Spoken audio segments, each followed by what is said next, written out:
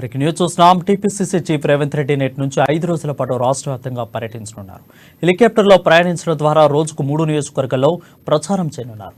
7వ తేదీన అలంపూర్ జోగులాంబ దేవాలయాన్ని దర్శించుకున్న అనంతరం అక్కడ జరిగే బహిరంగ సభలో ప్రచారంలో పాల్గొంటారు. అదే రోజు గద్వాల, ముక్తల్ నియోజకవర్గాల్లోనూ రేవంత్ రెడ్డి పర్యటించనున్నారు.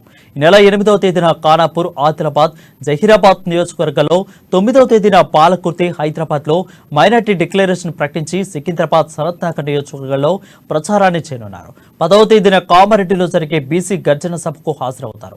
అదే రోజున కామారెడ్డి నియోజకవర్గ అభ్యర్థిగా నామినేషన్ దాఖలు చేస్తారు. హైదరాబాద్ లో మైనార్టీ ముఖ్యులతో డిన్నర్ కార్యక్రమానికి హాజరవుతారు. ఇక ఈ నెల 11వ తేదీన బెల్లంపల్లి, రామగుండం, ధర్మపురి నియోజకవర్గంలో పర్యటిస్తారని గాంధీ భవన్ వర్గాలు తెలిపాయి.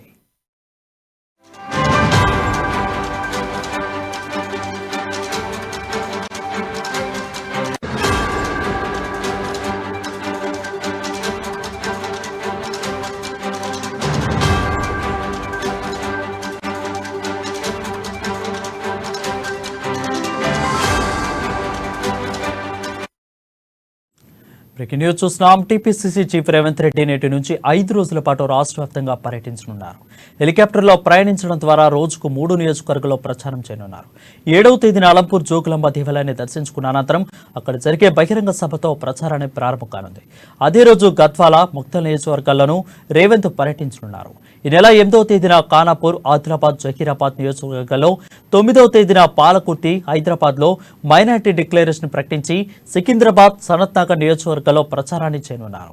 10వ తేదీన కామారెడ్డిలో జరిగే బీసీ గర్జన సభకు హాజరవుతారు. అదే రోజున కామారెడ్డి నియోజకవర్గ అభ్యర్థిగా నామినేషన్ దాఖలు చేస్తారు. హైదరాబాద్లో మైనార్టీ ముఖ్యులతో డిన్నర్ కార్యక్రమానికి హాజరవుతారు. ఇక ఈ నెల 11వ తేదీన బెల్లంపల్లి, రామగుండం, ధర్మపురి నియోజకవర్గాల్లో పర్యటిస్తారని గాంధీ భవన్ వర్గాలు తెలిపాయి.